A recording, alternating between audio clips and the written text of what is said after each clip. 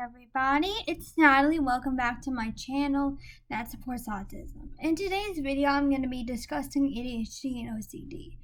Now, these aren't, you may think, why is she talking about these? They're not related to autism. Well, actually, a lot of people who have autism also have ADHD and OCD. I am one of those people.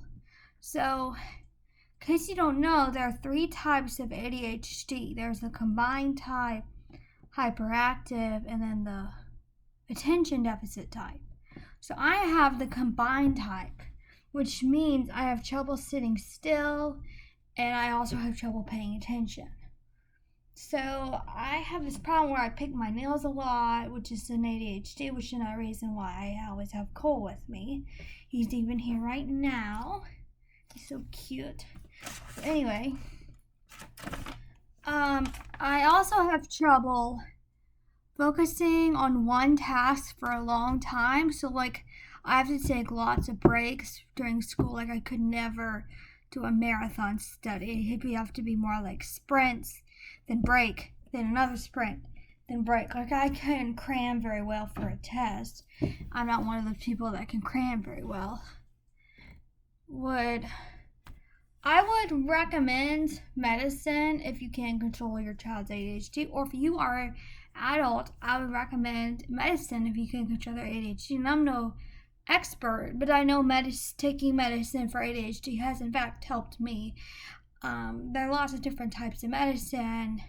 Obviously, I've just picked the one that works best for me, but you may have others that work best for you. So another point I like to make about ADHD is some people think it's overdiagnosed, which, by the way, it may be, because a lot of people think that wild young boys automatically means ADHD. Well, it doesn't. A lot of boys that are little, they're very hyperactive. But don't dismiss the possibility of ADHD as well, because they could have ADHD. I've seen people who have actually have ADHD, and it's very obvious the difference between them and people who are just hyperactive wild children who just misbehave. ADHD is something separate than just misbehaving. It's an actual neurological disorder. Now, it's a very common one. I read online that it was the most common neurological disorder. But, the numbers may be off overdiagnosis, but that's still, I think it's still very common. So I would not overlook ADHD and make sure that you know for a fact whether or not your child has ADHD. Get them diagnosed if you think they have ADHD, because I know knowing I had ADHD has helped a lot, because it helps me understand, this is what's going on, this is why I can't focus. So I try different things, for instance, I know a lot of people with ADHD, if they don't have sugar or caffeine, they actually help them focus. That's one way you can tell, which a lot of people with ADHD, they need sugar. My mom told me about this one kid who couldn't stop moving because she thought he had too much sugar. He told her he couldn't stand still because he didn't have sugar, because sugar helps him calm down, and he has ADHD. I know coffee helps me focus instead of making me super hyper. Although sometimes it does make me hyper, but it's more when I'm with a friend. If I just have coffee and I'm alone, it really just helps me focus and calms me. Now, sugar, on the other hand, doesn't do that much for me. It doesn't really wake me up. I just enjoy it because I like the way it tastes. But it doesn't really cause this great sugar rush. Now, I read in my nutrition class that the book thinks that sugar causes ADHD. Now, there are cases of ADHD where sugar may boost their ADHD, but it's not a cause of.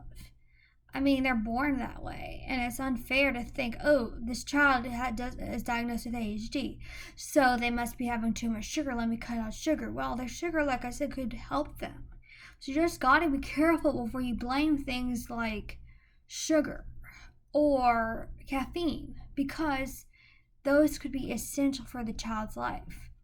Or, if ADHD is not the cause of their problems. Then you can think about sugar.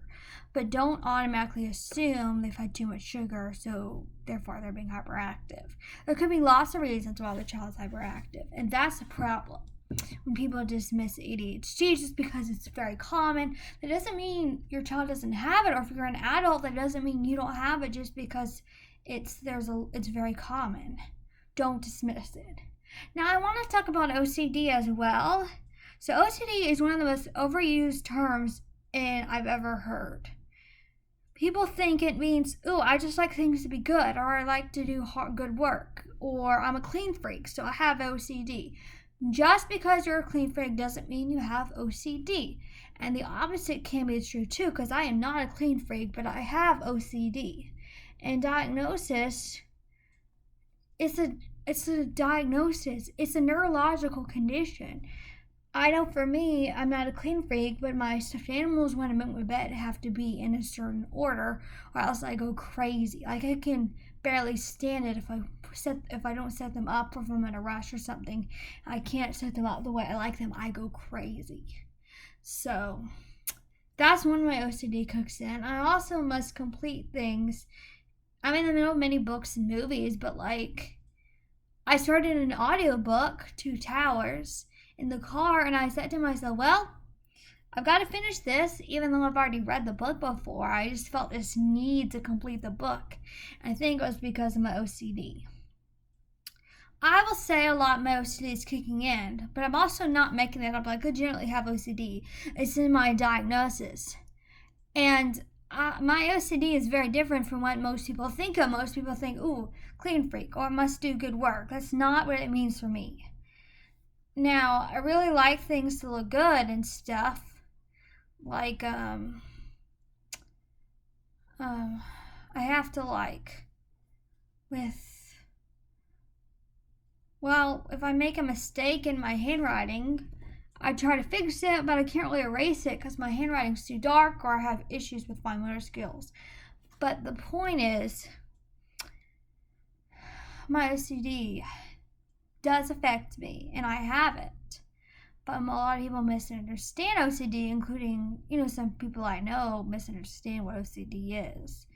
Like, I was having this discussion in art class, and this one guy said, I'm so OCD. And I just said, are you really OCD? Were you diagnosed with it, or is it something you're saying? And then he said, no, I'm just saying that. And I said, well, and then I went off on my rant about how you don't have OCD unless you're diagnosed with it. And it's something that's very important not to misunderstand or overuse. It just bothers the stew out of me when people just say, good work, so I'm OCD. And it's just not true. Or if you like your binder to be neat, like, that doesn't necessarily mean OCD. Now, people who I'll give you an example of I would think someone has OCD if they have to set a timer for brushing their teeth for 2 minutes, or they check their alarm clock 5 times, which I have done before, to make sure it's on, or in the movie theater, they check to make sure they silence their phone 6 times. Also done that.